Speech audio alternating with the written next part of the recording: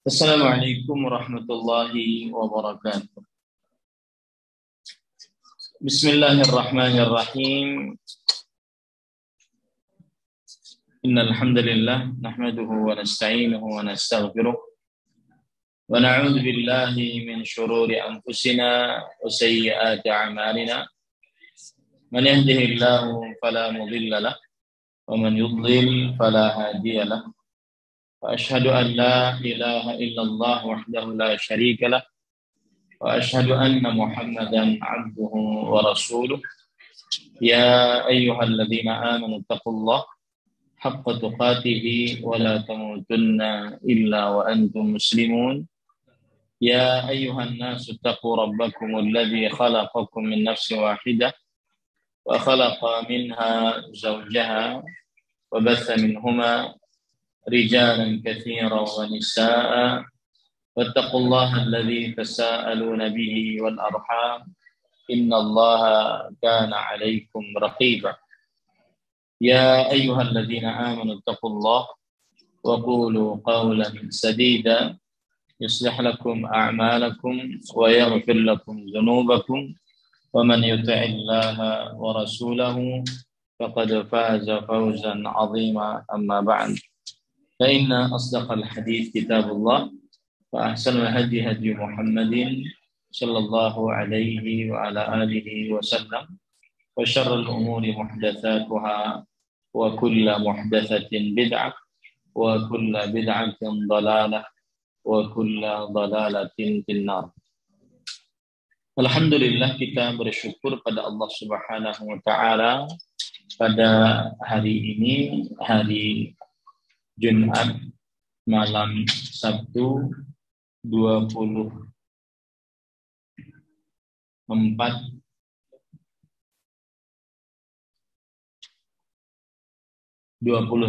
Jumadil Ula 1444 Hijriah.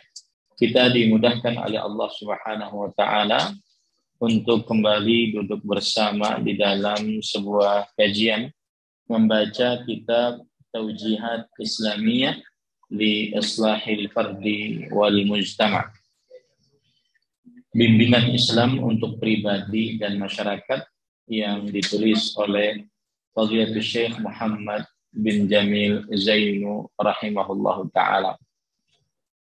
Salawat dan salam semoga selalu Allah berikan kepada Nabi kita Muhammad sallallahu alaihi wa ala alihi wasallam, pada keluarga beliau, para sahabat, serta orang-orang yang mengikuti beliau sampai hari kiamat kelak. Dengan nama-nama Allah yang husna dan sifat-sifat yang ulia, kita berdoa, Allahumma inna nas'aluka ilman nafi'an wa rizqan tayyiban wa amalan mutaqabbala. Allahumma amin. Ahibati fillah, jamaah Majelis Ta'lim Bumiku Mengaji yang semoga selalu diberkahi oleh Allah Subhanahu wa taala. Pada kesempatan kali ini kita melanjutkan apa yang disebutkan oleh penulis, yaitu tentang masih berkaitan dengan sholat. Penulis rahimahullah ta'ala berkata, Fadlu sholatil jumu'ati wal jama'ah, yaitu keutamaan sholat Jumat dan sholat berjamaah. Kalau disebutkan tentang keutamaan, berarti kita akan membicarakan pahala-pahala. Pahala apa saja yang didapat apabila seseorang mengerjakan sholat Jumat dan juga sholat berjamaah. Penulis rahimahullah ta'ala berkata, Awalan qala sallallahu alaihi wasallam man ightasala thumma ata al-jumu'ata fa shalla ma qaddara lahu thumma ansata hatta yafrugha al-imamu min khutbatihi thumma yusalli ma'ahu ghufira lahu ma bainahu wa bainal jum'ati al-ukhra wa ziyadatu 3 ayyam wa man massal hasa faqad lagha, rawahu Muslim. Yang artinya barang siapa mandi setelah itu ia pergi untuk sholat Jumat, kemudian ia sholat sunnah semampunya, lalu diam mendengarkan imam berkhutbah sampai selesai, dilanjutkan sholat Jumat bersamanya, maka diampuni dosa-dosanya antara Jumat itu dengan Jumat yang lain. Ditambah lagi dengan 3 hari lainnya. Dan barang siapa memegang batu kerikil, maka telah sia-sialah sholat Jumatnya. Hadis riwayat Muslim. Hadis ini memberikan pelajaran kepada kita bahwa yang mengerjakan sholat Jumat, maka dia akan mendapatkan pahala sholat selama 10 hari. Pahala sholat selama 10 hari. Yaitu 7 hari karena kemudian tambah 3 hari. 7 hari karena 1 Jumat sama dengan sepekan. Kemudian ditambah 10 hari, 3 hari menjadi 10 hari. Baik, kita pahami dulu hadisnya. Barang siapa yang mandi. Mandi di sini maksudnya adalah mandi besar. Sebagaimana seseorang sholat mandi junub atau mandi haid. Dan mandi besar yaitu berwudu sempurna, lalu setelah itu membasahi kedua telapak tangan, lalu membasahi kulit kepala seluruhnya, lalu menyiram kepala sebanyak 3 kali, lalu setelah itu menyiram seluruh anggota tubuh. Itulah mandi besar secara ringkas. Lalu ia pergi untuk sholat Jumat. Jadi pergi ke masjid untuk mengerjakan sholat Jumat. Kemudian ia sholat sunnah semampunya. Sampai di masjid, dia mengerjakan sholat sunnah semampunya. 2 rakaat salam, 2 rakaat salam. Lalu dia mendengarkan imam berkhutbah sampai selesai. Diam di sini adalah dia mendengarkan dengan seksama, kemudian setelah itu dia mendengarkannya sampai selesai. Dilanjutkan sholat Jumat bersama imam tadi. Maka diampuni dosa-dosanya antara Jumat itu dengan Jumat yang lain. Karena 1 amalan diganjar 10. 1 kali Jumat diganjar 10. Berarti seperti dia sholat selama 10 hari. Makanya diganjar seperti dia mengerjakan sholat selama sepekan plus 3 hari. Itu yang dimaksud dengan maka dosa-dosanya antara Jumat itu dengan Jumat yang lain diampuni, ditambah lagi 3 hari lainnya. Nah, barang siapa memegang batu kerikil, maka telah sia-sialah sholat Jumatnya. Di riwayat Muslim. Apa maksudnya di sini? Dahulu lantai masjid tidak ada karpet, tidak ada keramik, tetapi lantai masjid adalah tanah biasa. Maka banyak batu kerikil. Maka apabila orang mendengarkan khutbah Jumat, main-main dengan batu kerikil tersebut, maka tidak ada pahala Jumat atasnya. Ini adalah keutamaan mengerjakan sholat Jumat. Ya, keutamaan mengerjakan sholat Jumat. Kalau kita berbicara tentang keutamaan sholat, keutamaan hari Jumat, beda lagi. Ya, tidak disebutkan di dalam kitab kita ini. Keutamaan hari Jumat. Seperti misalkan hadis riwayat Imam Muslim dari Abu Hurairah radhiyallahu anhu. Rasul sallallahu alaihi wasallam bersabda, "Khairu yaumin tala'at fihi syams yaumal jum'ah. Fihi khalaqallahu Adama wa fihi udkhilal jannata wa fihi ukhrija minha wa la taqumu as-sa'a illa fi yaumil jum'ah." Hari paling baik yang di dalamnya matahari terbit adalah hari Jumat. Hari paling baik yang di dalamnya matahari terbit adalah hari Jumat. Di dalam hari tersebut Allah menciptakan Adam. Di dalam hari tersebut Allah memasukkan Adam ke dalam surga. Di dalam hari tersebut Allah mengeluarkan Adam dari neraka, dari surga maksud saya. Dan tidak dibangkitkan hari kiamat kecuali di hari Jumat. Nah, ini menunjukkan keutamaan hari Jumat. Ya, ini para ikhwan yang dirahmati oleh Allah Subhanahu wa taala. Dan hari Jumat adalah hari yang Allah Subhanahu wa taala mengkhususkan keutamaannya untuk kaum muslimin. Ya, karena kaum Yahudi mereka menyimpang dari hari Jumat, tidak mengagungkan hari Jumat. Kaum Nasrani mereka menyimpang dari hari Jumat, tidak mengagungkan hari Jumat. Maka fahadanallahu lah. Allah memberikan petunjuk kepada kita akan hari Jumat tersebut. Nah, ini menunjukkan sebagaimana hadis yang diriwayatkan oleh Imam Bukhari dan Muslim. Baik, kita lanjut apa yang disebutkan oleh penulis. Jadi keutamaan mengerjakan sholat Jumat diampuni dosanya 10 hari. Kemudian hadis yang kedua. Wa qala sallallahu alaihi wasallam man ightasala yaumal jum'ah ghusl al-janabah thumma raha faka'annama qarraba badanah wa man raha fi as-sa'ati ats-tsaniyah faka'annama qarraba baqarah wa man raha fi as-sa'ati ats-tsalitsah faka'annama qarraba kabshan aqran wa man raha fi as-sa'ati ar-rabi'ah faka'annama qarraba dajaja wa man raha fi as-sa'ati al-khamisah faka'annama qarraba baydah فإذا خرج الإمام حضرت الملائكة يستمعون الذكر رواه مسلم. Ini keutamaan lain dari sholat Jumat. Sabda Rasulullah SAW, barang siapa mandi pada hari Jumat. Nah, ini menunjukkan bahwa mandi di hari Jumat termasuk hal yang disyariatkan. Ya, mandi di hari Jumat termasuk hal yang disyariatkan. Apa hukumnya?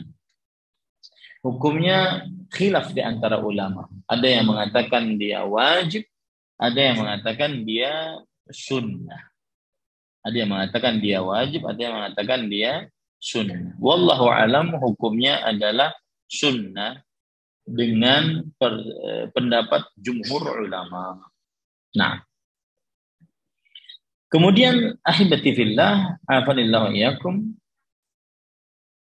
Kalau ingin lebih jelas lagi ya untuk hukum mandi sholat Jumat, maka disunnahkan mandi sholat Jumat dengan kesepakatan mazhab fikih yang 4. Mazhab Hanafi, Maliki, Syafi'i, dan Hambali. Dan ini adalah pendapat jumhur ulama, bahkan dinukilkan ijma' atasnya bahwa hukumnya sunnah bukan wajib. Jadi kalau seandainya ada orang menghadiri sholat Jumat tanpa mandi, sah sholat Jumatnya dan tidak berdosa dia. Yang menukilkan diantaranya adalah Imam An-Nawawi rahimahullahu ta'ala. Imam Ibnu Abdul Bar dari mazhab Maliki. Qad ajma'al muslimun qadiman wa hadithan ala anna ghusla Jum'ah laysa bi fardin wajib. Para ulama berijma' bahwa mandi sholat Jumat bukan kewajiban, tetapi dia adalah hukumnya sunnah. Ya, hukumnya sunnah. Nah, kemudian lanjut dari hadis tadi. Barang siapa mandi pada hari Jumat, seperti mandi saat ia junub, lalu pergi untuk sholat Jumat, maka seakan-akan ia berkurban dengan seekor unta. Apa maksud dari, perhatikan baik-baik, maksud dari datang pada hari Jumat pada jam yang pertama. Ya. Maksud dari datang pada hari Jumat pada jam yang pertama. Karena kan begini, kalau seandainya dia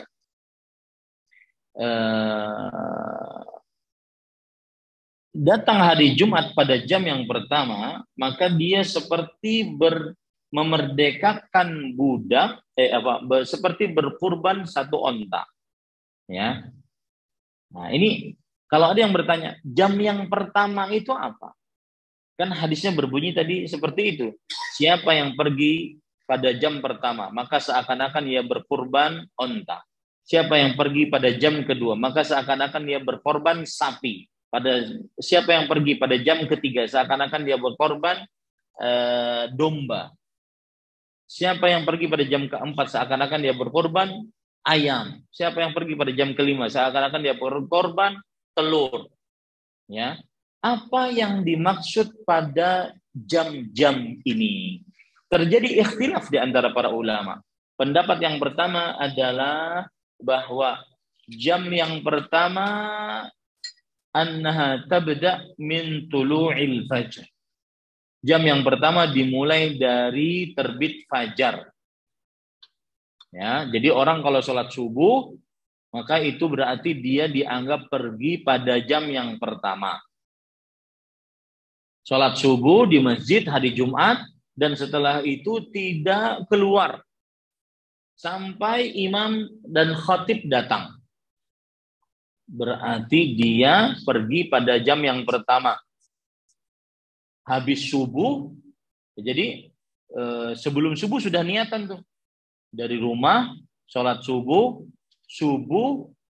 2 rakaat sebelum subuh, sholat subuh, kemudian terus nunggu khatib sama imam sampai naik mimbar. Ini seperti orang berkurban onta. Inilah yang dimaksud pada jam yang pertama. Yang dimaksud pada jam yang kedua, yang dimaksud pendapat kedua pada jam yang pertama adalah tabda min tulu'i syams, yaitu dimulai dari terbit matahari. Jadi kalau seandainya sudah terbit matahari, kemudian orang itu pergi ke masjid hari Jumat saat terbit matahari, maka itu berarti dia pergi pada jam pertama. Dan ini mazhab Syafi'i dan mazhab Imam Ahmad rahimahullah ta'ala. Dia berarti pergi pada jam pertama. Kemudian setelah itu, pendapat yang ketiga, yang dimaksud dengan jam yang pertama adalah sa'ah ba'da zawal, takunu fiha hadhihi sa'ah, wa huwa madhabu Malik wa ikhtarahu ba'du Syafi'iyah. Jam yang pertama dimaksud adalah setelah tergelincirnya matahari. Tetapi pendapat yang ketiga ini lemah. Jadi antara pendapat yang pertama, pendapat yang kedua. Berarti orang kalau sholat subuh, sholat 2 rakaat di masjid, kemudian sholat subuh di masjid, lalu nunggu sampai Jumatan dikumandangkan. Berarti dia itulah orang yang pergi sholat hari Jumat pada jam pertama. Atau dia setelah terbit matahari, kemudian pergi ke masjid, kemudian sholat sampai imam atau khatib naik ke atas mimbar. Itulah orang yang dinyatakan pergi pada jam pertama. Nah, ini para ikhwan yang dirahmati oleh Allah Subhanahu. Jadi itu ada khilaf di antara para ulama rahimahumullahu taala. Bukan jam yang kita maksud sekarang ya. 1 jam, misalkan jam 7 sampai jam 8, jam 8 sampai jam 9. Tidak. Tapi yang dibicarakan adalah jam yang pertama itu kapan mulainya. Karena hadisnya seperti itu. Barang siapa mandi pada hari Jumat seperti mandi pada junub, lalu pergi untuk sholat Jumat, maka seakan-akan dia berkurban dengan seekor unta. Barang siapa pergi untuk sholat Jumat pada saat kedua, yaitu pada jam yang kedua, seakan-akan dia berkurban dengan seekor sapi. Jam ketiga, dan seterusnya seperti itu. Dan ini menunjukkan keutamaan sholat Jumat. Kemudian hadis yang ketiga yang menunjukkan keutamaan sholat Jumat. Wa qala sallallahu alaihi wasallam man shallal isya'a fi jama'ah faka'annama qama nisfal lail wa man shallal subha fi jama'ah faka'annama qama al-laila kullah. Nah, ini hadis yang ketiga yang dibawakan oleh penulis di sini tidak berkaitan dengan sholat Jumat, tetapi berkaitan dengan sholat berjamaah. Nanti dulu kita bicarakan sholat berjamaah. Saya akan tambahkan lagi keutamaan sholat Jumat. Ya, apa saja keutamaan sholat Jumat.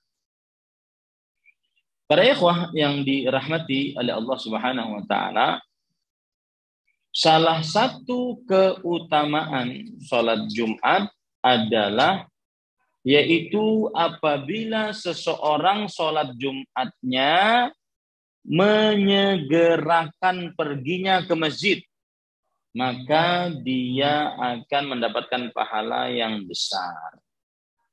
Di antaranya hadis yang diriwayatkan oleh Imam Bukhari dan Muslim dari Abu Hurairah radhiyallahu anhu, Rasul sallallahu alaihi wasallam bersabda, "Idza kana yaumul jum'ah kana ala kulli babin min abwabil masjid al malaikah yaktubuna al awwal fal awwal."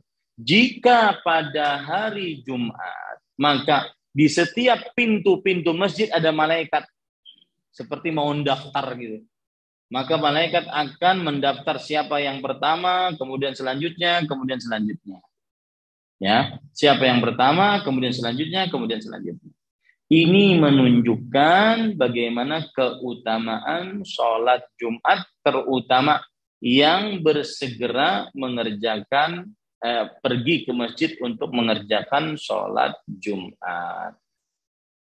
Nah, kemudian para ikhwan yang dirahmati oleh Allah Subhanahu wa taala, termasuk daripada keutamaan sholat Jumat yang lain, sholat Jumat adalah yaitu pergi sholat Jumat dalam keadaan berjalan kaki. Berjalan kaki, tidak naik kendaraan. Apa pahalanya? Lihat, hadis riwayat Imam Abu Daud dari Aus ibnu Aus radhiyallahu anhu, Rasulullah SAW bersabda, "Man ghassala wa ightasala yaumal jum'ah wa bakara wa btakara wa masya wa lam yarkab wa dana min al-imam fa ansat kana lahu bi kulli khatwatin yakhtuha siyama sana wa qiyamiha wa dzalika 'ala Allah yassir." Subhanallah, ini luar biasa hadisnya. Siapa yang mandi dan waghtasala, atau mandi karena sesuatu. Dia mandi karena ingin membersihkan diri atau mandi karena junub. Ya, pada hari Jumat. Atau bakara, bersegera dan membuat orang lain juga bersegera, dan berjalan kaki tidak menaiki kendaraan.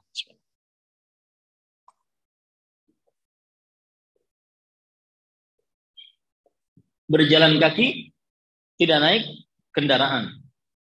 Wadana minal imam, dan mendekat kepada imam. Karena dia pergi duluan, tentunya bisa dekat dengan imam.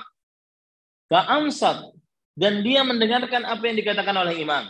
Kana lahu bi kulli khatwatin yakhtuha siyama sanah wa qiyamiha. Setiap langkah yang dia langkahkan, maka satu langkahnya senilai pahala puasa setahun. Allahu Akbar. Pahala puasa setahun, pahala tahajud setahun. Satu langkah. Satu langkah lagi, pahala puasa setahun, pahala tahajud setahun. Satu langkah lagi, pahala puasa setahun, pahala tahajud setahun.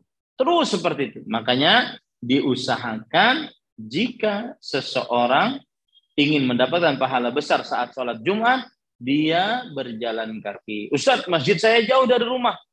Apalagi nih yang di negara minoritas, kadang-kadang mau ke masjid harus naik mobil saja setengah jam. Saya pernah ke Australia, pernah ke Jepang, kadang-kadang naik mobil saja setengah jam misalnya.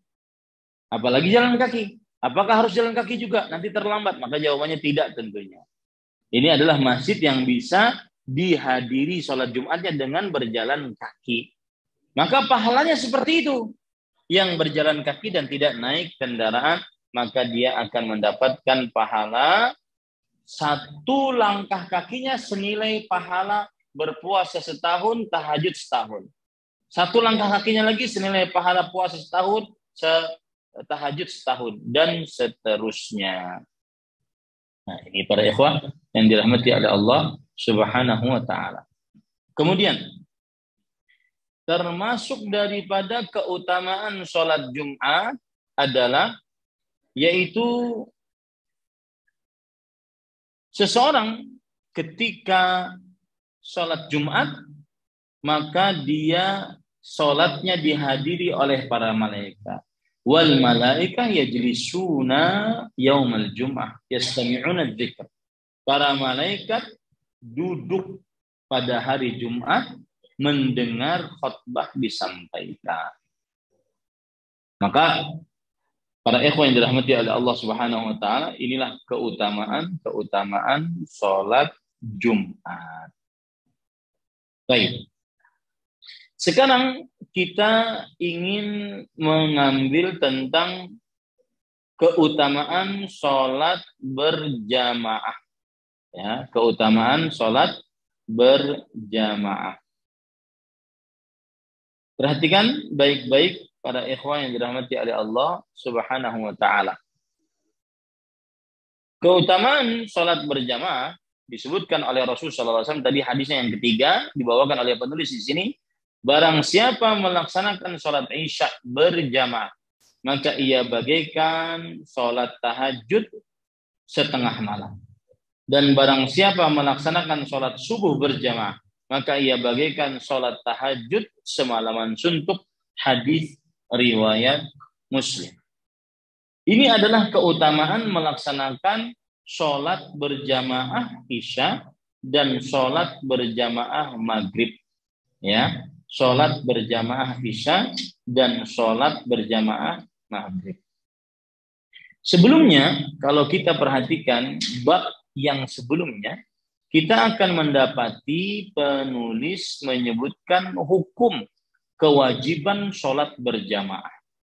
Nah, di sini penulis menyebutkan tentang pahala-pahala yang didapat apabila seseorang melaksanakan salat berjamaah. Baik, di samping saya akan menjelaskan dulu apa maksud dari hadis tadi. Rasulullah SAW tadi bersabda, siapa yang salat Isya berjamaah. Salat Isya berjamaah maksudnya adalah di masjid. Karena tidak dikenal di dalam syariat Islam berjamaah kecuali di dalam masjid. Sebagaimana hadis Rasul, sebagaimana perkataan Abdullah bin Mas'ud radhiyallahu anhu. Inna min sunanil huda iqamatus shalah haitsu yunada bihinna.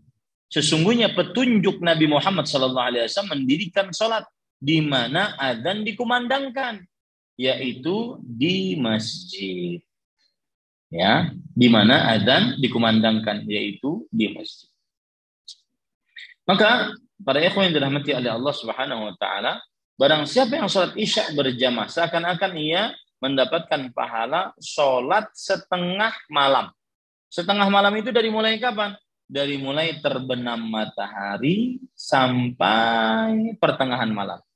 Saya beri contoh misalkan ini ya, di Semarang salat subuhnya sekitar jam pinter Pak?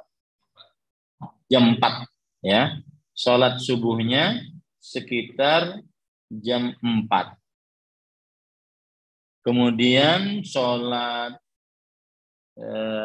maghribnya jam 6, anggap seperti itu ya. Jam 6. Berarti hitungnya begini. Jam 18 ya, 19, 20, 21, 22, 23, 24, 1, 2, 3, 4. Berarti 10. Nah, pertengahan dari 10 kita menghitungnya berarti 19, 20, 21, 22, 23. Di 23 itu ya, berarti orang sholat selama 5 jam. Allahu Akbar. Sholat selama 5 jam. Maka itulah pahala orang yang sholat Isya berjamaah. Seakan-akan dia mengerjakan sholat tahajud selama 5 jam di malam hari.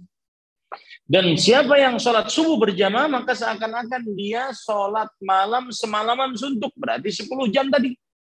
Dari mulai terbenam matahari sampai terbit fajar subuh. 10 jam. Dan jarang orang mengerjakan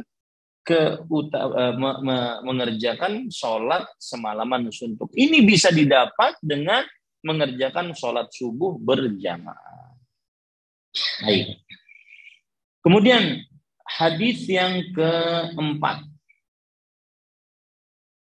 Wa qala sallallahu alaihi wasallam salatul rajuli fi jama'ah tasidu ala salati fi baiti.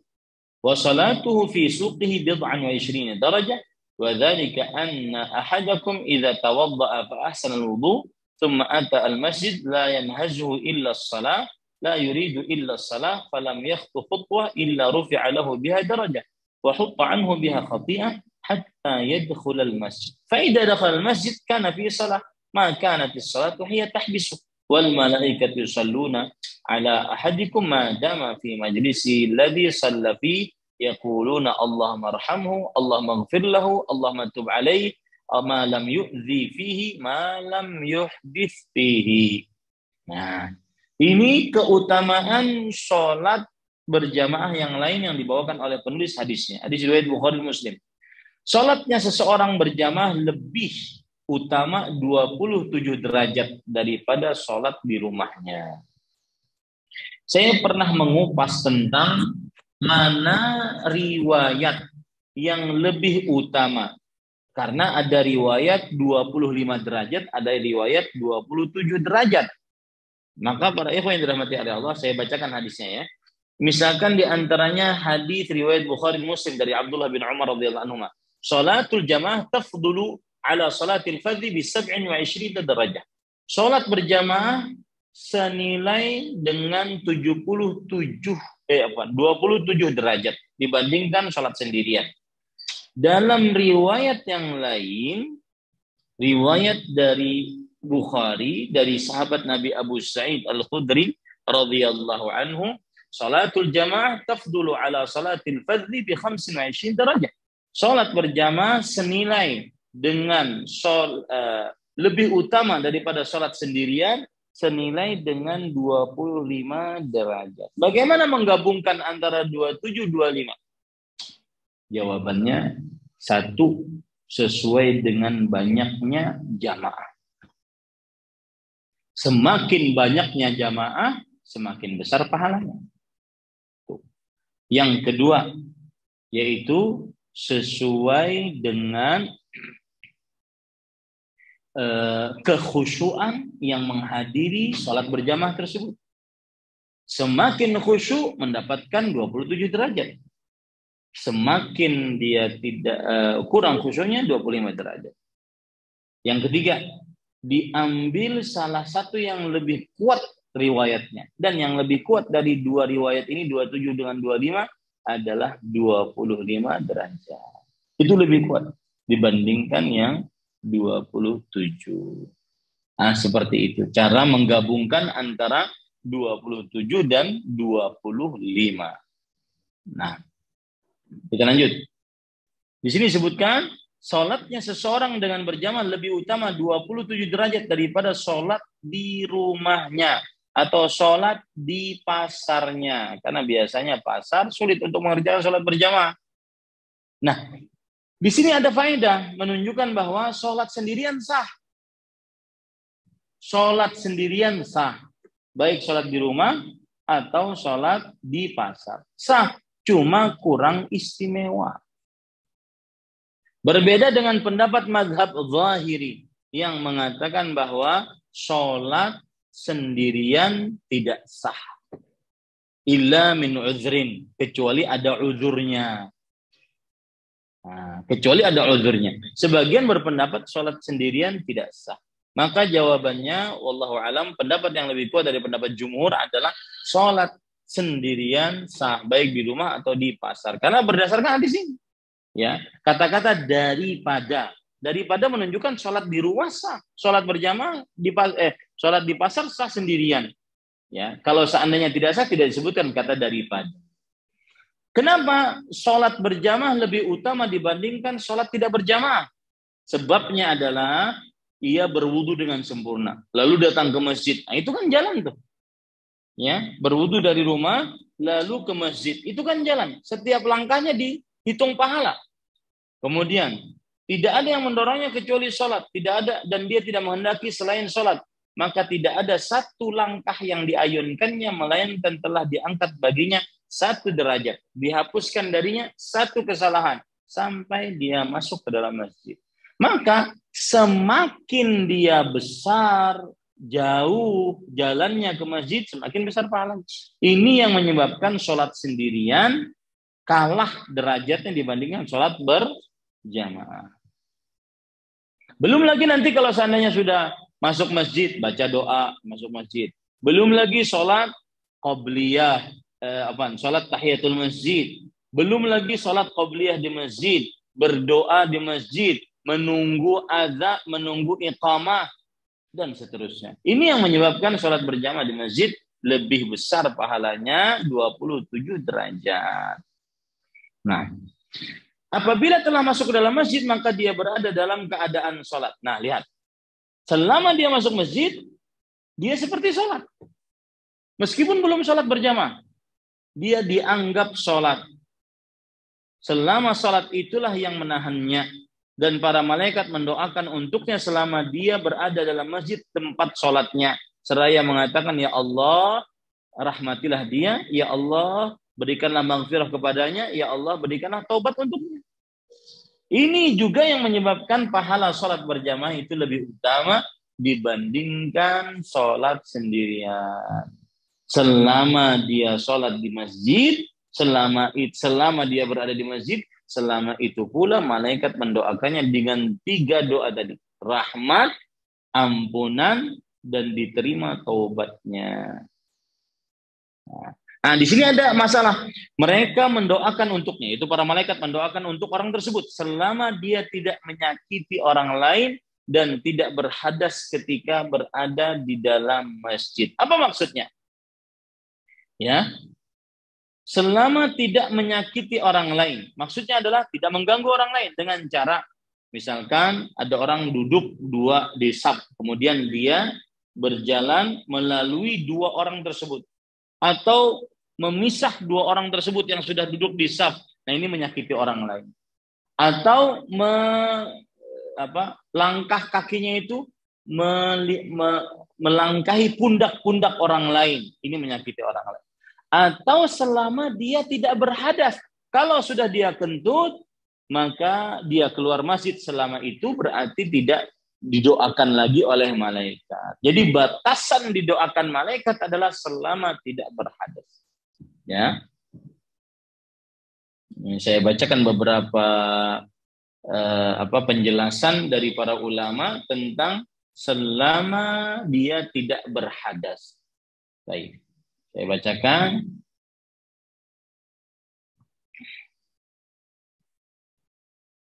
Para ikhwan yang dirahmati Allah, kata Al-Hafidh Ibnu Hajar, perhatikan baik-baik dalam kitab Fathul Bari.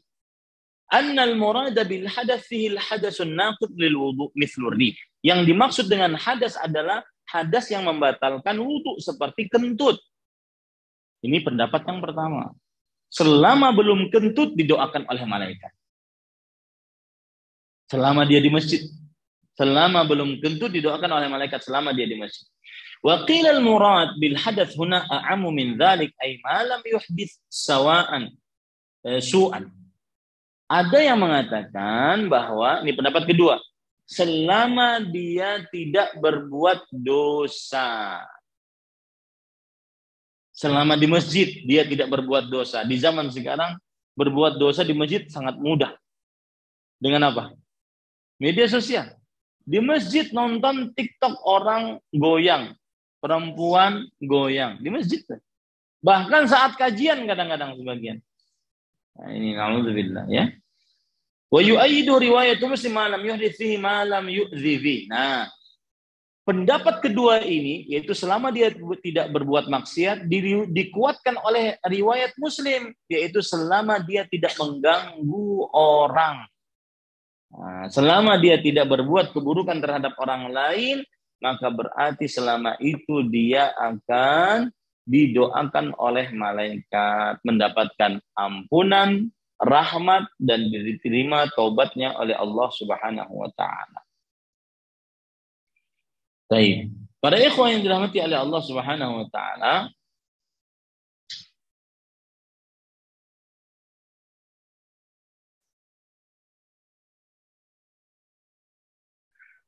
termasuk permasalahan yang kita bisa ambil dari hadis ini adalah, kan tadi dia duduk di tempat sholatnya. Dia tidak berpindah. Dia duduk di tempat sholatnya. Dia tidak berpindah. Maka jawabannya, para ikhwan yang dirahmati oleh Allah Subhanahu wa taala, apakah yang didoakan malaikat itu, misalkan nih, si fulan duduk di tempat A di sini ya. Saat dia sholat, dia duduknya di sini. Apakah didoakan oleh malaikat itu selama dia tidak pindah-pindah dari tempat sini? Apakah nggak boleh ke depan sedikit, ke kanan sedikit, ke kiri sedikit, atau ke belakang sedikit? Selama itu dia akan tetap didoakan malaikat. Ataukah yang dimaksud dia tetap di tempat sholatnya adalah dia tetap di masjidnya? Nah, para ikhwan yang dirahmati oleh Allah Subhanahu wa taala, yang dimaksud adalah dia tetap di masjidnya. Meskipun habis sholat pindah, kan biasanya orang kalau habis sholat ke kanan kah, ke belakang, ke kiri. Nah, ini tidak mengapa, tetap dapat doa malaikat. Ya, asalkan tetap di mana? Di masjid. Karena kadang-kadang kita sholat di masjid, kemudian ada majelis ilmu setelah sholat subuh nih, ada majelis ilmu, ya, maka kita kan berpindah. Menggerumungi ustadz yang kita ingin ambil ilmunya. Nah, apakah ini tetap dapat pahalanya atau tidak? Jawabannya adalah tetap dapat pahalanya. Kenapa? Karena yang dimaksud habis sholat berjamaah, dia tetap didoakan malaikat karena menunggu sholat selanjutnya adalah yang tetap di mana? Di masjid. Meskipun sudah berpindah pantatnya dari tempat yang lain tadi. Nah, dalilnya adalah bahwa yang dimaksud dengan tetap di masjid yaitu memakmurkan masjid.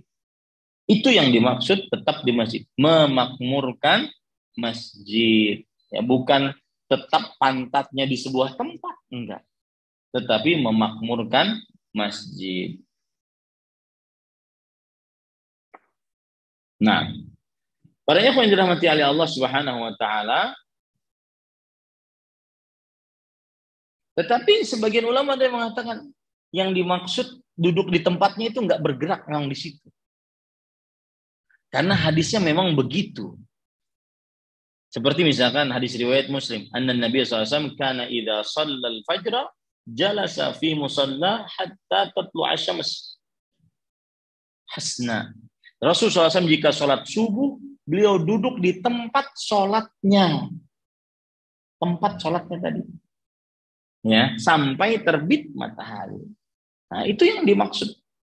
Nah, jadi yang jelas ini khilaf di antara para ulama, para ikhwan yang dirahmati oleh Allah, ada yang mengatakan bahwa tempat sholatnya tersebut adalah tempat duduknya, ada yang mengatakan bahwa tempat sholatnya tersebut adalah masjidnya. Nah, itu beberapa pelajaran yang kita bisa ambil dari hadis yang kita bacakan tadi tentang keutamaan sholat berjamaah. Baik, para ikhwan yang dirahmati oleh Allah Subhanahu wa taala.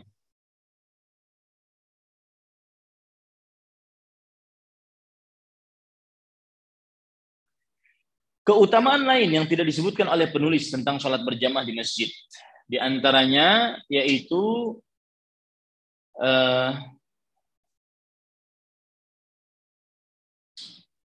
ada hadis yang diriwayatkan oleh Imam Muslim dari Utsman bin Affan, "Man tawadda'a lis-shalah fa asbagha al-wudu' thumma masya ila as-salati al-maktubah fa shallaha ma'an nas aw ma'al jamaah aw fil masjid ghafarallahu lahu dzunubah." Siapa yang berwudu untuk sholat dan dia sempurnakan wudunya, kemudian dia pergi menuju masjid untuk mengerjakan sholat wajib, lalu dia sholat bersama manusia atau sholat bersama jamaah atau sholat di dalam masjid. Ini menunjukkan bahwa sholat jamaah itu di masjid, bukan di luar masjid. Ghafarallahu lahu dzunubah. Allah akan mengampuni untuknya dosa-dosanya. Nah, ini pahala lain dari sholat berjamaah di masjid.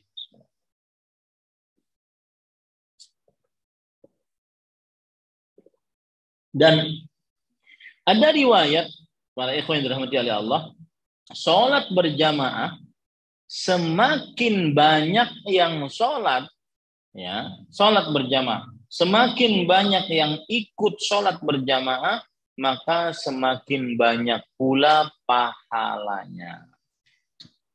Ya, semakin banyak pula pahalanya. Coba perhatikan, saya akan bacakan hadisnya, bahwa orang yang sholat berjamaah semakin banyak sholat yang ikut sholat, maka semakin banyak pula pahalanya. Bentar.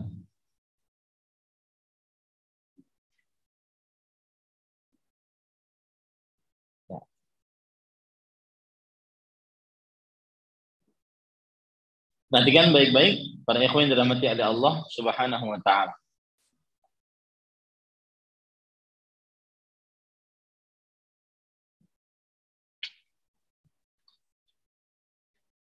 Bentar, ada hadis yang dalam hadis yang diriwayatkan oleh Imam Abu Daud dari Ubay bin Ka'ab radhiyallahu anhu. Inna salatar rajul ma'ar rajul azka min salatihi wahdah. Wa salatuhu ma'ar rajul azka min salatihi ma'ar rajul. Wa ma kathura fahuwa ahabbu ila Allah azza wa jalla. Sesungguhnya salat seseorang dengan satu orang, berarti berdua, imam dan makmum, ini lebih baik dibandingkan salatnya sendirian.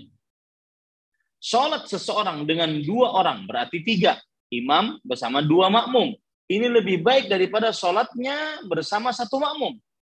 Dan semakin banyak, semakin dicintai oleh Allah Subhanahu wa taala. Maka kalau seandainya ada pertanyaan, sering ditanyakan, Ustadz, saya ini ada dua masjid di dekat rumah saya pilih mana ya? Apakah yang lebih dekat, apakah yang lebih jauh? Maka sekarang kita tahu jawabannya. Apa? Cari yang paling banyak jamaahnya. Ya, cari yang paling banyak jamaahnya. Baik, keutamaan sholat berjamaah yang lain yang tidak disebutkan oleh penulis di sini, yaitu Allah akan menjaga orang yang sholat berjamaah dari gangguan syaitan. Ya, Allah akan menjaga orang yang sholat berjamaah dari gangguan syaitan. Dalam hadis riwayat Imam Abu Daud, Rasulullah SAW bersabda, "Ma min thalatha fi qaryah wala badu la tuqamu fihi as-salah illa wa qad istahwadha 'alaihim syaitan. Falaikum bil jamaah fa innama ya'kulu adz-dzi'bu minal ghanamil qasiyah." Yang artinya, tidaklah tiga orang di sebuah desa atau sebuah perkampungan tidak didirikan di dalamnya sholat berjamaah, melainkan syaitan akan menguasai mereka. Hendaknya kalian sholat berjamaah, sesungguhnya serigala makan kambing yang sendirian. Nah, orang yang sering sholat berjamaah jarang diganggu syaitan. Ya. Baik, pahala yang lain yang menunjukkan keutamaan sholat berjamaah, yaitu orang yang menjaga sholat berjamaah selama 40 hari, dan setiap itu dia mendapati takbiratul ihram imam, maka dia akan mendapatkan dua keterlepasan, terlepas dari api neraka dan terlepas dari kemunafikan. Hadis riwayat Imam At-Tirmidzi. Dari Anas bin Malik radhiyallahu anhu, Rasulullah SAW bersabda, "Man shalla lillahi arba'ina yawman fi jamaah, yudriku at-takbiratul ula, kutiba lahu bara'atan. Bara'atun minan nifaq wa bara'atun minan nar." Siapa yang sholat karena Allah 40 hari dalam berjamaah, dia selalu mendapati takbiratul ihram imam. Nah, ini mari kita berlomba-lomba akan hal ini. 40 hari berturut-turut tidak pernah ketinggalan takbiratul ihram imam. Ya, dituliskan untuknya dua keterlepasan, terlepas dari api neraka, terlepas dari kemunafikan. Ini pada ikhwan yang dirahmati oleh Allah Subhanahu wa taala. Kemudian pahala salat berjamaah yang lain, yaitu salat subuh berjamaah. Rasul sallallahu alaihi wasallam bersabda, "Man shalla subha fahuwa fi dhimmatillah. Fala yatlubannakumullahu min dhimmatihi bi syai'." Barang siapa yang salat subuh berjamaah, maka dia di dalam jaminan aman oleh Allah Subhanahu wa taala. Allah tidak akan membahayakan orang yang dijamin aman oleh Allah Subhanahu wa taala. Nah, ini menunjukkan pahala salat subuh berjamaah. Kemudian pada ikhwan yang dirahmati oleh Allah Subhanahu wa taala, Allah takjub dengan orang yang sholat berjamaah. Bagaimana hadis riwayat Imam Ahmad, "Innallaha la ya'jab minas salati fil jami'." Allah takjub dengan orang yang sholat berjamaah. Nah, ini para ikhwan yang dirahmati oleh Allah Subhanahu wa taala.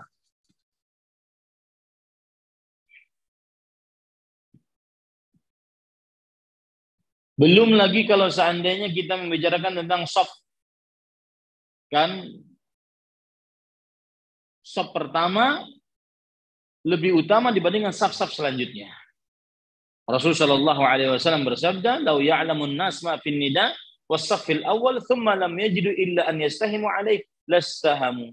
Jika manusia mengetahui pahala yang terdapat di dalam mengumandangkan azan, pahala yang terdapat di dalam saf yang pertama, kemudian mereka tidak mendapati kecuali harus berundi, karena kan mengumandangkan azan cuma satu. Semuanya orang ingin mengumandangkan azan karena saking besar pahalanya. Maka siapa yang mengumandangkan azan harus diundi. Maka mereka akan mengadakan undian. Saf yang pertama terbatas. Tidak semua bisa saf pertama. Karena saking besar pahalanya, saf pertama mereka harus ikut undian, maka mereka harus ikut undian dahulu. Maka mereka mau ikut undian tersebut. Ini menunjukkan para ikhwan yang dirahmati Allah, besarnya pahala saf pertama. Ya, besarnya pahala saf yang pertama. Kemudian para ikhwan yang dirahmati oleh Allah Subhanahu wa taala, keutamaan berjamaah dilihat dari safnya juga. Saf yang pertama. Dalam hadis riwayat Imam An-Nasai, "Innallah wa malaikatahu yusalluna 'alas sufufil mutaqaddimah." Sesungguhnya Allah dan para malaikat bersalawat atas orang-orang yang di saf pertama. Apa arti salawat Allah? Allah akan memberikan rahmat kepada orang tersebut. Apa arti salawat para malaikat? Allah akan para malaikat mendoakan orang yang sholat berjamaah mendapatkan rahmat, ampunan, dan juga diterima taubatnya oleh Allah Subhanahu wa taala. Masih banyak lagi keutamaan-keutamaan sholat berjamaah. Semoga kita bisa mengamalkannya. Baik. Para ikhwan yang dirahmati oleh Allah Subhanahu wa taala, itulah tadi bab fadlu salatil jum'ah wal jamaah. Keutamaan sholat Jumat dan sholat berjamaah. Baik. Sekarang bagaimana bab selanjutnya? Kaifa usallil jum'ah ma'adabiha. Bagaimana saya sholat Jumat disertai dengan adab-adabnya. Awalan, aghtasilu yaumal jum'ah wa uqallimu adhafiri wa atatayyabu wa albasu thiyaban nadhifatan ba'dal wudu. Yang pertama, mandi sholat Jumat. Kemudian memotong kuku. Kemudian memakai minyak wangi. Kemudian memakai pakaian yang baik dan bersih setelah berwudu. Nah, kita bahas masalah ini ya. Adab-adab mengerjakan sholat Jumat. Perhatikan baik-baik para ikhwan yang dirahmati oleh Allah Subhanahu wa taala. Adab-adab yang pertama mandi. Dalilnya sudah kita dapati tadi. Kemudian setelah itu adalah membersihkan memakai minyak wangi. Nah, perhatikan dalilnya. Dianjurkan memakai minyak wangi dan membersihkan mulut. Kemudian berpakaian yang rapi untuk menghadiri sholat Jumat. Dan ini adalah perkataan para ulama. Perhatikan perkataan Imam Ibnul Munzir. Yustahabbu an yastaq wa yamussat tiba wa yalbasa min ahsanil thiyabi. Dianjurkan untuk bersiwak, membersihkan mulut. Kemudian memakai minyak wangi dan memakai pakaian yang paling bagus. Memakai pakaian yang paling bagus. Imam Ibnu Qayyim juga berkata, yustahabbu at-tatayyub fihi wa huwa afdalu min at-tatayyub fi ghairi min ayyamin usbu'. Memakai minyak wangi di hari Jumat lebih utama dibandingkan memakai minyak wangi dari hari-hari lainnya selama sepekan. Kemudian Al-Hafidz Ibnu Rajab berkata, aktsarul ulama ala istihbabi at-tibi lil jum'ah. Para ulama menganjurkan untuk kebanyakan para ulama menganjurkan untuk memakai minyak wangi di hari Jumat. Maka ini perhatikan para ikhwan yang dirahmati oleh Allah, di hari Jumat berpakaian yang baik, kemudian memakai minyak wangi karena akan berkumpul dengan orang banyak. Ya, seperti misalkan hadis riwayat Imam Bukhari Muslim, al-ghuslu yaumul jum'ah wajib ala kulli muhtalim wa an yastanna wa an yamassa tiban in wajad. Mandi pada hari Jumat wajib atas setiap muslim yang sudah bermimpi basah dan hendaknya dia bersiwak, hendaknya dia memakai minyak wangi apa saja yang dia miliki dari minyak wangi tersebut. Baik. Hukum memotong kuku di hari Jumat. Apa hukumnya para ikhwan yang dirahmati oleh Allah? Ya, kalau bicara fikih ya seperti ini. Ya, kalau bicara fikih berkaitan dengan hukum-hukum yang banyak. Maka para ikhwan yang dirahmati oleh Allah, memotong kuku sunnah dan termasuk daripada sunnatul fitrah, yaitu memang manusia semestinya motong kuku. Ya, seperti misalkan hadis riwayat Muslim. Rasulullah SAW bersabda, "Ashrun minal fitrah." 10 dari fitrah manusia. Fitrah maksudnya di sini adalah semestinya muslim seperti itu. Yang pertama, qassus syarib, menipiskan kumis. Satu. Yang kedua, i'fa'ul lihyah, memanjangkan jenggot. Yang ketiga, as-siwak, bersiwak. Yang keempat, istinsyaqul ma, masukkan air ke hidung. Yang kelima, qatful adfar, memotong kuku. Yang keenam, ghaslul barajim, yaitu membersihkan kemaluan, membersihkan dubur. Natful ibti, yaitu membersihkan bulu ketiak. Halqul anah, membersihkan bulu kemaluan. Intiqasul ma, yaitu beristinja. Nah, ini termasuk daripada fitrah manusia, 10 dari fitrah manusia. Ya. Jangan sampai tidak melakukan hal seperti ini. Baik. Sekarang para ikhwan yang dirahmati oleh Allah, apakah ada hadis khusus di hari Jumat dianjurkan memotong kuku? Apakah ada hadisnya khusus? Maka jawabannya belum ada hadis khusus di hari Jumat diwajibkan memotong kuku. Tetapi boleh dilakukan pada hari-hari selama sepekan saat diperlukan. Tetapi memang hari Jumat pasnya. Nah, begitu ya. Jadi memang nggak ada hadis khusus, tetapi hari Jumat memang pasnya. Kenapa? Karena hari itu kaum muslimin berkumpul. Karena di hari Jumat orang-orang pada kumpul. Terlihat satu dengan yang lainnya. Dan ini yang dikatakan oleh Al-Hafidz Ibnu Rajab dalam kitab beliau Fathul Bari. Beliau mengatakan tentang memotong kuku di hari Jumat. Fa'innahu min kamalit tanazzub wa tatahhurul masyru' fi yaumil Jum'ah. Memotong kuku termasuk kesempurnaan berbersih diri, bersuci yang disyariatkan pada hari Jumat. Fayakunu mustahabban fihi kattibi wad-duhni wal muharrami bi khilafi dzalik. Maka dianjurkan memotong kuku di hari Jumat seperti memakai minyak wangi, seperti memakai minyak rambut dan selain itu. Ini para ikhwan yang dirahmati oleh Allah Subhanahu wa taala. Dan ada riwayat diriwayatkan oleh Imam Baihaqi dalam kitabnya Al-Sunanul Kubra bahwa Abdullah bin Umar radhiyallahu anhuma, sahabat Rasulullah SAW, kana yuqallimu adfarahu wa yaqussa syaribahu fi kulli Jum'ah. Beliau senantiasa memotong kukunya, kemudian menipiskan kumisnya di setiap Jumat. Nah, ini para ikhwan. Dan ini adalah riwayat yang sahih, disebutkan oleh Imam Nawawi rahimahullahu taala. Ya, Imam Nawawi berkata, rawahul Baihaqi bi isnadin sahih wa sahha. Imam Baihaqi meriwayatkannya dengan sanad yang sahih dan Imam Baihaqi mensahihkan hadis tersebut.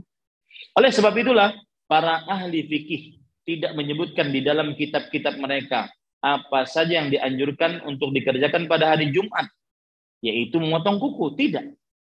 Seperti misalkan Imam Nawawi berkata dalam kitab Majmu', waqad nassa Syafi'i wal ashabu rahimahumullah ala annahu yustahabbu taqlimul adfar wal akhdhu min hadhihi sya'r yaumal jum'ah. Oleh sebab inilah para ulama ahli fikih bukan tidak menyebutkannya. Para ulama ahli fikih menyebutkan bahwa dianjurkan untuk memotong kuku, mengambil kumis, ya, menipiskan kumis pada hari Jumat. Meskipun hadisnya tidak ada. Kenapa? Karena untuk ketepatan. Memang tepatnya begitu.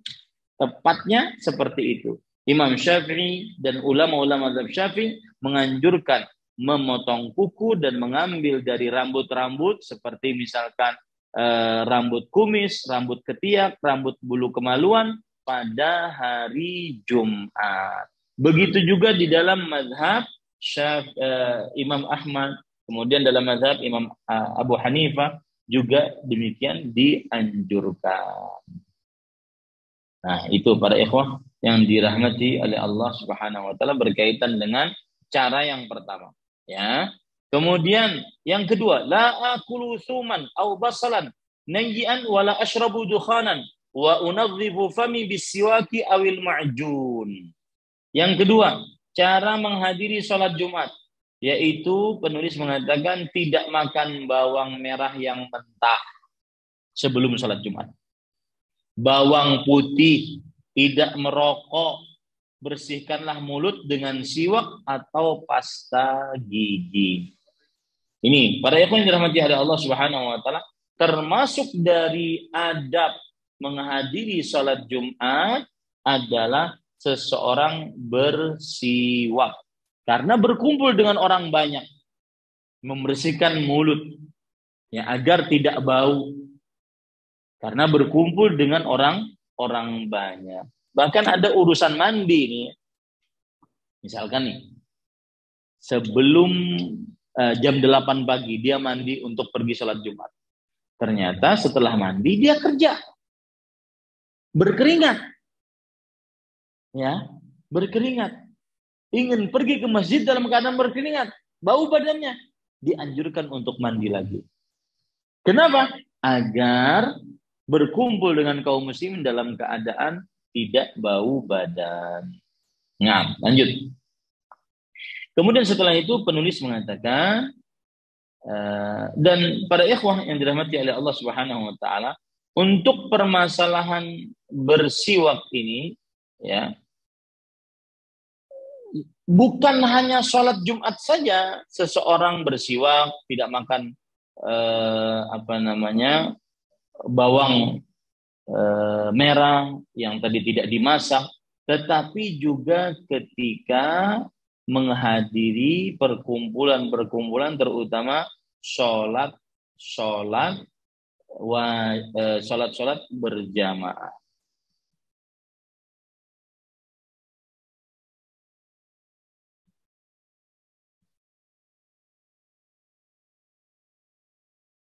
Ada hadis Rasul sallallahu alaihi wasallam bersabda, fa innal malaika tata'adza mimma yata'adza minhu bani Adam. Perhatikan baik-baik, ini bagi orang yang mau pergi ke masjid terutama salat Jumat. Hadis riwayat Imam Bukhari dan Muslim. Man akala hadhil baqlah awis thuma, faqala maratan man akala al-basra was thuma wal qurrasa fala yaqrabanna masjidana fa innal malaika tata'adza mimma yata'adza minhu banu Adam. Siapa yang makan baqlah atau thum, ya, saya perlihatkan gambarnya apa itu as-thum. Ya, kita di zaman yang sangat mudah untuk memperlihatkan kepada kaum muslimin apa yang kita pelajari, sehingga kita bersyukur atas kemudahan dari ini. Baik, as-sum itu ini. Bawang putih. Ini namanya as-sum. Ya, tadi disebutkan man akala, apa tadi? Man akala asum awil basal. Al-basal, perhatikan, al-basal adalah ini. Ini gambarnya, ini namanya basal, ya. Sehingga kita bisa menikmati teknologi di zaman sekarang. Ini namanya basal.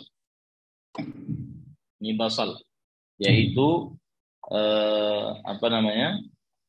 Bawang merah, ya. Namanya basal. Kemudian kurras. Apa itu kurras? Karena di dalam hadis tadi disebutkan begitu. Man akala al-basal was-sum wal-qurras. Perhatikan al-qurras.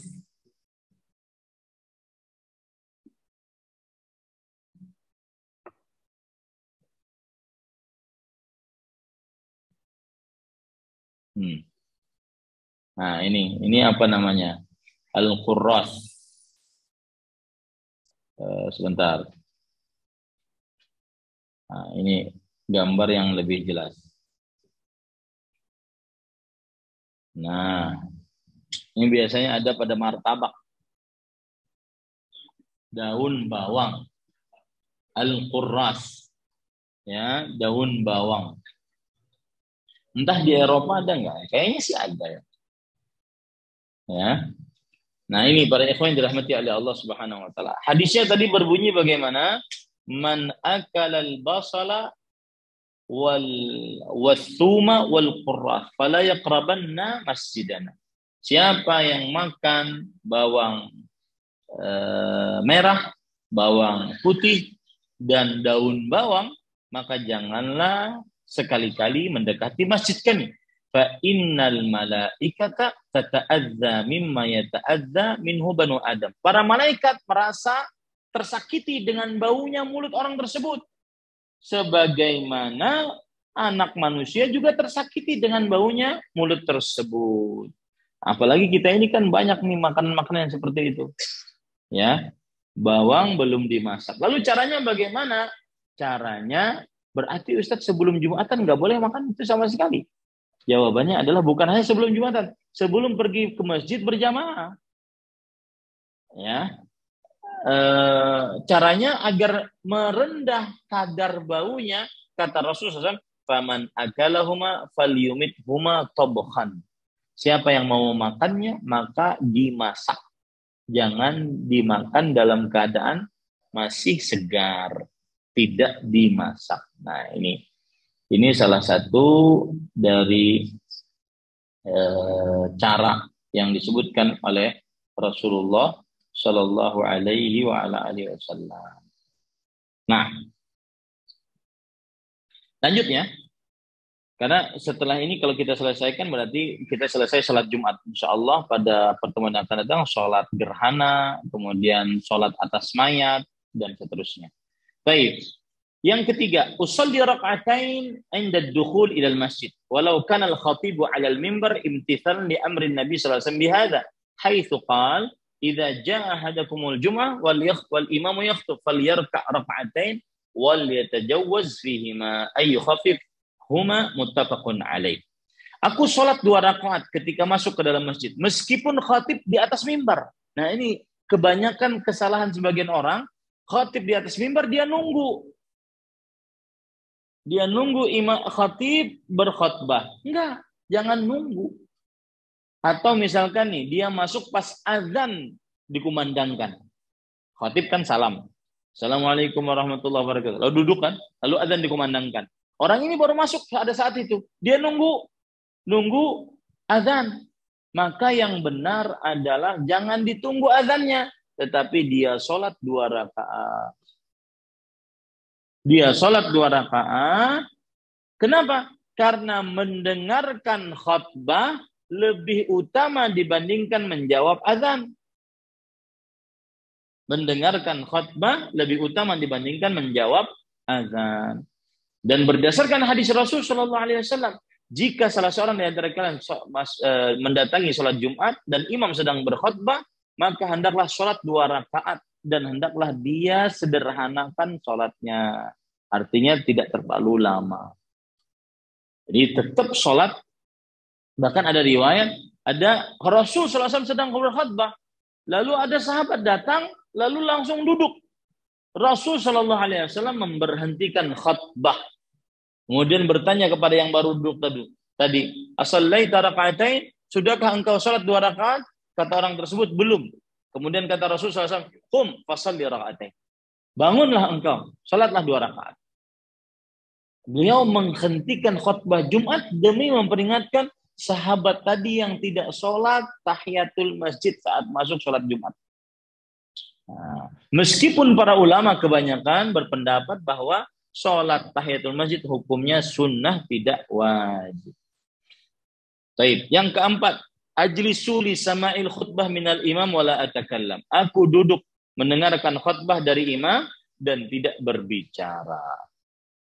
Yang kelima, usalli ma'al imam rak'atain fardal jum'ah muqtadiyan an-niyah bil qalb.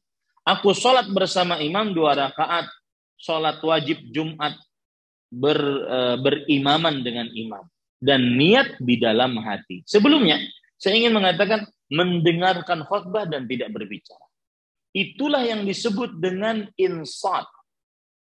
Ya, insat yaitu mendengarkan khutbah tidak berbicara. Lalu Ustadz, kalau saya nih sebagai orang yang mengurus sound system,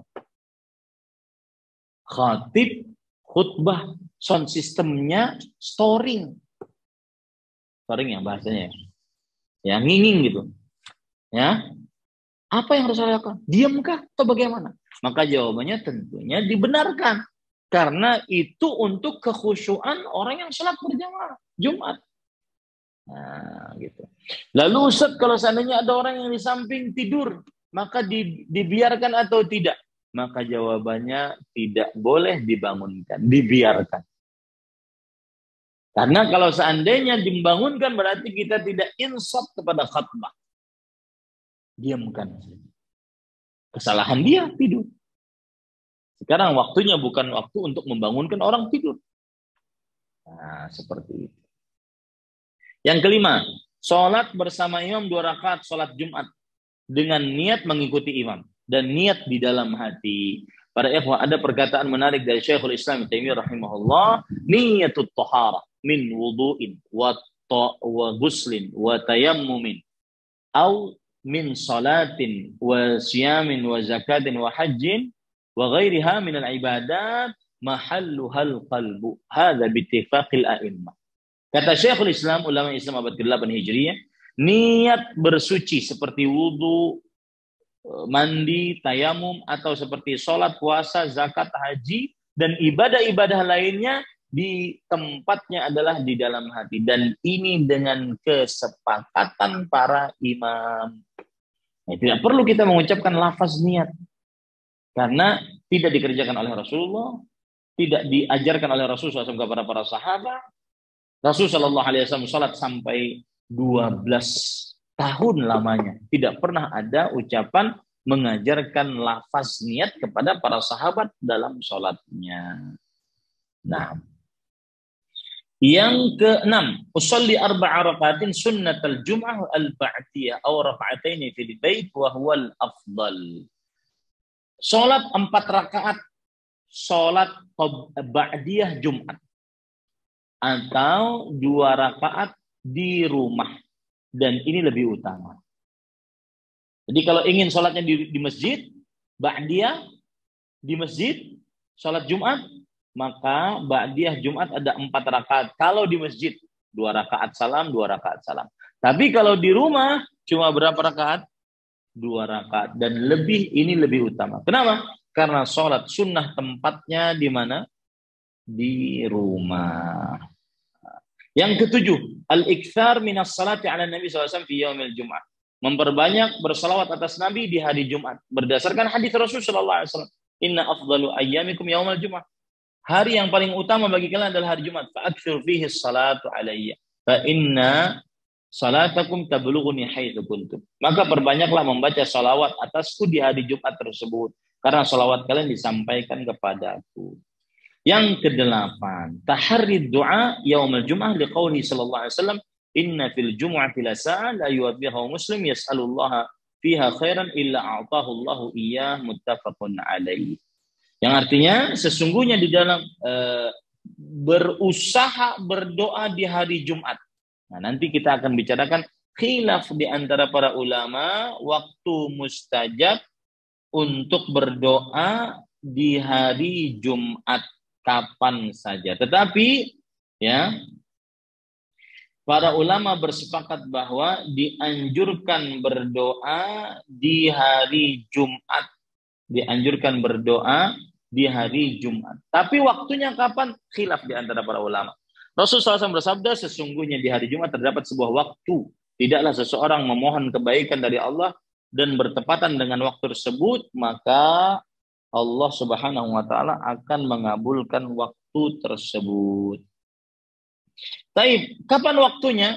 Nah, ini perhatikan baik-baik. Lihat hadis-hadis berikut.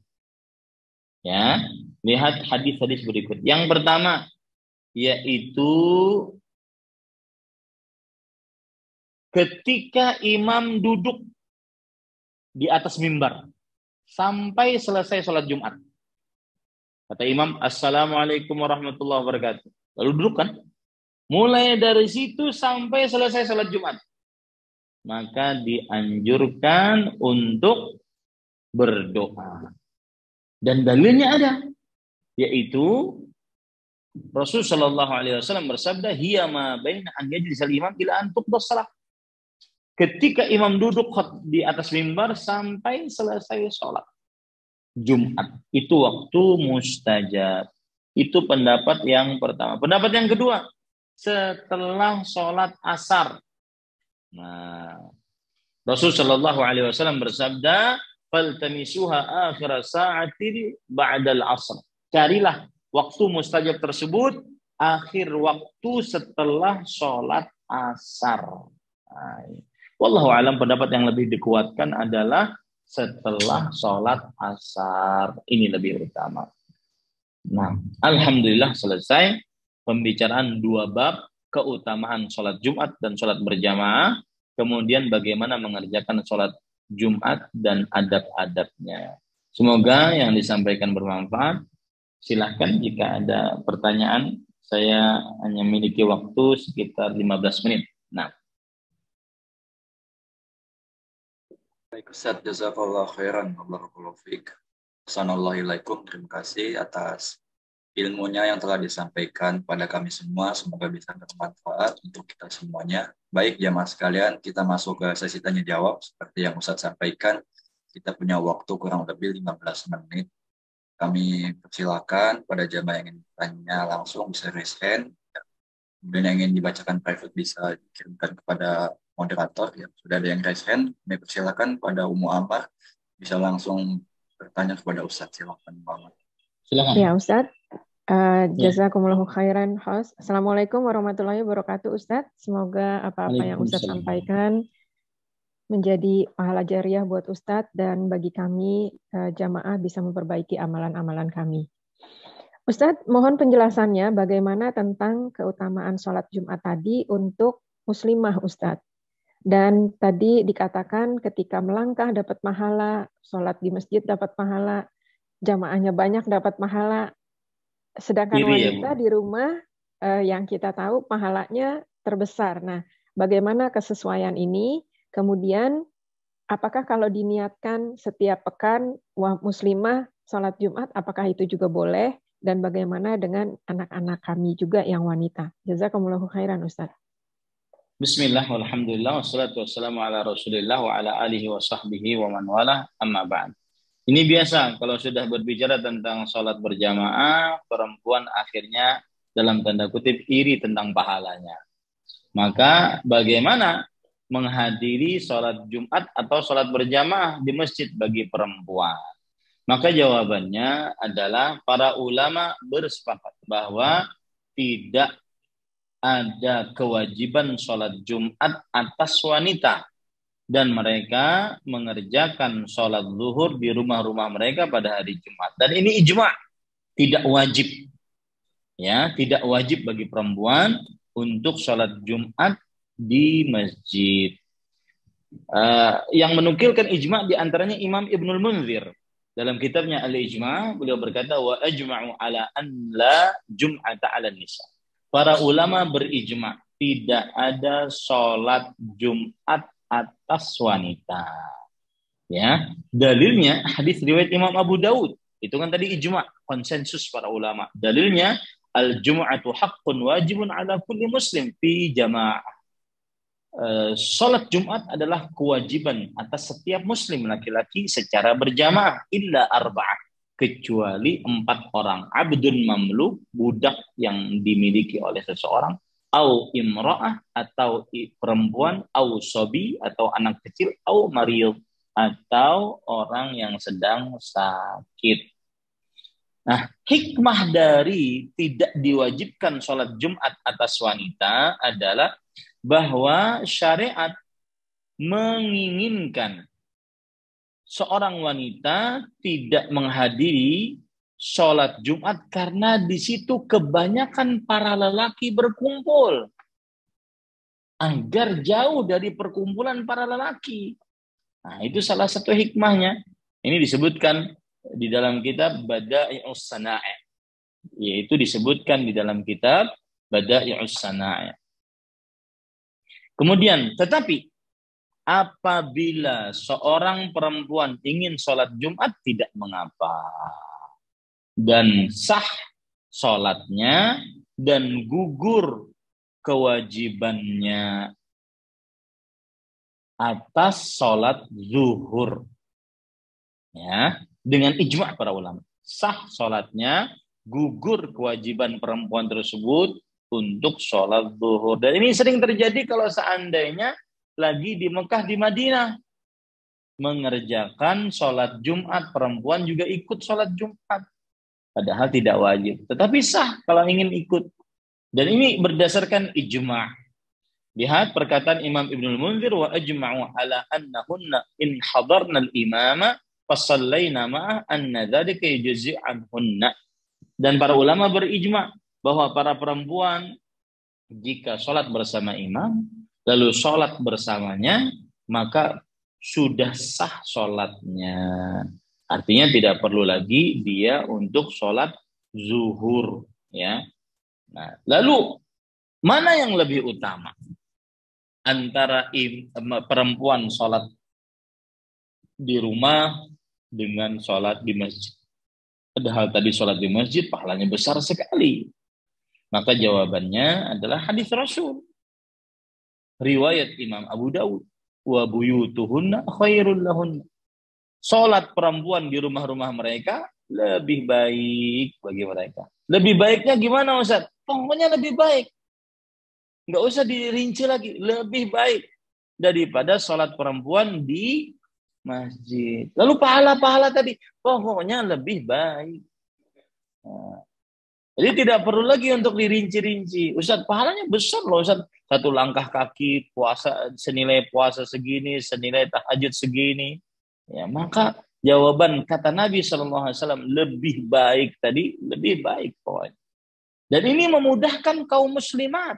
Karena ya, laki-laki itu pergi ke masjid mudah dia. Tidak terlalu sulit. Pakaiannya juga tidak terlalu sulit. Perempuan pakaiannya berat. Dan kebiasaan, entah ini mungkin hikmah Allah di dalam penciptanya. Setiap hari Jumat biasanya panas. Jarang hujan. Ya. Nah, ini berat bagi para perempuan. Wallahu a'lam. Nah, silakan yang lain. Baik, assalamualaikum warahmatullahi wabarakatuh. Terima kasih Ustaz atas jawabannya. Kami selingi untuk pertanyaan yang masuk via chat. Ustaz, Anda coba bacakan. Pertanyaan dari hamba Allah, penanya berkata, Assalamualaikum Ustaz, Assalamualaikum ilaikum. Terkait keutamaan sholat berjamaah tadi, yaitu keutamaan berada di dalam masjid. Apakah jika kita berada di dalam masjid untuk menghadiri majelis ilmu di luar jam sholat, apakah itu juga mendapatkan keutamaan di dalam masjid tersebut? Jazakallahu khairan. Bismillah, walhamdulillah. Baik. Tadi hadisnya berbunyi bahwa para malaikat akan mendoakan orang yang di masjid, selama dia di masjid menunggu sholat. Nah, sekarang ada pertanyaan, dia hadir ke masjid bukan untuk sholat berjamaah, bukan juga untuk menunggu sholat selanjutnya, tetapi hanya sekedar hadir di masjid, seperti misalkan kajian duha di masjid, ya kan? Kajian duha itu di masjid, kemudian dia tidak menunggu untuk sholat zuhur. Karena duha biasanya jam 9 sampai jam setengah 11 selesai. Habis itu pulang. Apakah dia akan mendapatkan pahala didoakan oleh malaikat? Yaitu mendapatkan rahmat, ampunan, dan diterima taubatnya oleh Allah. Jawabannya, yang ada di dalam hadis hanya orang yang pergi ke masjid. Yang ada di dalam hadis adalah hanya orang yang pergi ke masjid. Adapun yang tidak ingin sholat berjamaah, maka di sana ada hadis lain. Rasulullah SAW bersabda, "Majtama'a qaumun fi baitin min buyutillah yatluna kitaballah wa yatadarasuna bainahum illa haffathumul malaikah wa ghasyiyatuhumur rahmah wa dzakarahumullahu fi man 'indah." Barang siapa yang tidaklah suatu kaum berkumpul di salah satu dari rumah-rumah Allah, mereka membaca Al-Quran, mempelajari Al-Quran tersebut di dalam rumah tersebut, kemudian melainkan para malaikat akan berkumpul. Kemudian ketenangan akan turun kepada mereka. Kemudian rahmat akan meliputi mereka. Dan Allah akan menyebutkan nama-nama mereka. Nah, ini pahalanya dalam menghadiri majelis ilmu yang berada di masjid dan tidak dalam keadaan menunggu sholat. Wallahu a'lam. Nah. Wassalamualaikum. Mungkin satu pertanyaan terakhir Ustaz ya. Kita tutup dengan pertanyaan ini. Kita berikan ke penanya langsung. Ada dua, namun kita dahulukan yang angkat tangan terlebih dahulu ya. Itu Ibu Yuniarti. Kami persilakan Ibu. Bisa langsung. Nggak apa-apa, dua-duanya juga nggak apa-apa. Nah, silakan. Kasihan sudah angkat tangan. Assalamualaikum warahmatullahi wabarakatuh, Pak Ustaz. Waalaikumsalam warahmatullahi wabarakatuh. Silakan Bu. Saya izin bertanya Pak Ustaz. Jadi waktu kan sebagai wanita kita nggak wajib ya untuk sholat Jumat. Nah saya itu waktu umroh jadi keraguan-raguan Pak Ustaz. Jadi kan itu kita duhurnya jam 12. Jadi saya tuh keraguan-raguan dalam jam setengah 12 itu ingin berangkat apa enggak, dan lihat itu masih ragu-ragu Pak Ustaz. Jadi saya tak sampai masjid itu jam 12 kurang 5 Pak Ustaz. Jadi saya tuh di situ kan sudah penuh ya Pak Ustaz safnya itu. Nah saya itu kebetulan kebagian di tempatnya di tengah-tengah. Jadi ada ahwat, terus ada orang lewat Pak Ustaz. Saya itu sedang sholat. Terus kaki saya itu. Pertanyaannya apa Bu? Pertanyaannya Pak Ustaz, itu gimana Pak Ustaz? Kalau saya soalnya pernah pengalaman begitu udah 2 kali. Dan saya saya nggak tahu kenapa ya Pak Ustaz. Saya tuh lagi berjalan sering ditendang sama orang. Apakah kita pernah berbuat dosa kepada orang apa bagaimana ya Pak Ustaz? Baik. Apabila ada seseorang merasakan sesuatu yang aneh saat berada di kota Mekah, kota Madinah, misalkan saat sholat dia seperti ditendang kepalanya oleh orang lain, urusan ngantri-ngantri kok tidak mudah, padahal yang aturan mudah menjadi sulit, maka jawabannya itu ujian. Itu ujian. Rasulullah SAW bersabda, "La yasbiru ahadun ala la'wa'il Madinah wa shiddatiha illa kuntu lahu syafi'an yaumil qiyamah." Tidaklah seorang bersabar atas kesulitan hidup di kota Madinah kecuali aku akan menjadi pemberi syafaatnya kelak di hari kiamat. Jadi lebih baik dijauhkan perasaan, mungkin saya di Indonesia melakukan kezaliman Ustaz. Akhirnya di tanah suci saya seperti mendapatkan hukuman tersendiri. Nggak ada keterikatan antara itu. Ya, karena di dalam agama Islam tidak mengenal hukum karma. Nggak ada keterikatan. Tetapi seseorang apabila mengingat kezaliman, kesalahan, dosa, maksiat, berdoalah kepada Allah. Beristighfar agar diampuni dosa-dosanya. Wallahu a'lam. Silahkan satu lagi. Terakhir. Terima kasih Ustaz atas jawabannya. Assalamualaikum warahmatullahi wabarakatuh. Waalaikumsalam. Barakallahu fikum. Wassalamualaikum. Pertanyaan selanjutnya ada Bapak Bambang. Kami persilakan bisa langsung bertanya kepada Ustadz. Assalamualaikum warahmatullahi wabarakatuh. Waalaikumsalam warahmatullahi wabarakatuh. Izin bertanya Ustadz, ada dua pertanyaan. Ini mengenai berjalan kaki, utama berjalan kaki di waktu sholat Jumat. Bagaimana dengan sepeda Ustadz ya? Sepeda kendaraan, tapi kan kita menuju masjid itu kan kaki diayun Ustadz ya. Seperti naik kuda atau naik motor gitu Ustadz ya. Itu yang pertama. Kemudian tadi didoakan oleh malaikat di dalam masjid. Kalau naik skuter gimana juga? Skuter. Skuter juga nggak diayun kakinya. Sepeda itu kan diayun Ustadz ya. Ya, ada skuter yang pakai diayun juga kan gitu. Oh gitu Ustadz. Ya. Terus yang satu lagi nih Ustadz, di dalam masjid kita didoakan malaikat sampai berhadas. Bagaimana waktu berhadas kita bersuci kembali gitu Ustadz? Itu kembali doakan tidak oleh malaikat ya Ustadz. Itu pertanyaan Ustadz. Baik. Bismillah, alhamdulillah. Tadi kita katakan pahala orang yang pergi sholat Jumat sambil berjalan kaki. Ini kalau naik sepeda gimana? Kan naik sepeda ngayuh juga, seperti ada langkahnya. Maka jawabannya gini, kita ketika menghadapi hadis-hadis yang berjalan kaki, tidak menaiki, maka pahamilah sesuai dengan apa yang disebutkan oleh hadis tersebut secara lahiriah. Adapun kita naik mobil, naik motor, naik kendaraan, kemudian seperti sepeda juga, maka berharap pahala dari Allah Subhanahu wa taala. Tetapi untuk menentukan apakah itu langkah kaki juga, Allahu alam. Karena di sana ada hadis walam yarkab, tidak menaiki kendaraan. Dan sepeda termasuk kendaraan. Jadi tidak perlu kita terlalu mendalami di dalam perkara seperti itu. Yang penting jika ada kesempatan untuk berjalan kaki daripada bernaik kendaraan, maka lebih baik kita jalan kaki. Tapi kalau seandainya toh jauh, kemudian kita akhirnya naik kendaraan, maka tidak mengapa, tetap mendapatkan pahala dan Allah yang lebih mengetahui nilai pahala tersebut. Seperti itu. Kemudian yang kedua, kalau seandainya orang berhadas, tadi kan di masjid ingin sholat, selama dia di masjid, malaikat mendoakannya sampai dia berhadas. Nah, kalau dia bersuci lagi, apakah didoakan malaikat lagi? Iya. Sampai dia berhadas lagi selama dia menunggu sholat. Seperti itu. Wallahu a'lam. Kiranya ini yang bisa saya sampaikan. Semoga yang disampaikan bermanfaat dan kita cukupkan. Sallallahu Nabi Muhammad walhamdulillahirabbil alamin. Saya kembalikan acara kepada pembawa acara. Nah, saya jazakallahu khairan. Barakallahu fikum. Wassalamualaikum. Terima kasih Ustaz atas segala ilmunya yang telah disampaikan. Dan juga terima kasih atas jawaban dari pertanyaan sudah disampaikan juga. Semoga bermanfaat untuk kita semuanya dan kami doakan semoga bisa ceria besar di akhirat kelak. Amin Allah.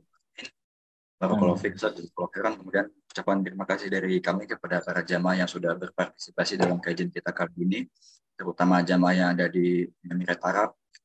Kemudian semoga kita dimudahkan untuk jumpa lagi pada pertemuan yang akan datang. Kami mohon maaf jika ada kesalahan kata maupun sikap. Barakallahu fikum. Wa sallallahu ala nabiyyina Muhammadin walhamdulillahi rabbil alamin. Subhanakallahumma wa bihamdik. Asyhadu an la ilaha illa anta astaghfiruka wa atubu ilaik. Assalamualaikum warahmatullahi wabarakatuh. Waalaikumsalam warahmatullahi wabarakatuh. Barakallahu fiik. Jazakallahu khair. Assalamualaikum. Waalaikumsalam.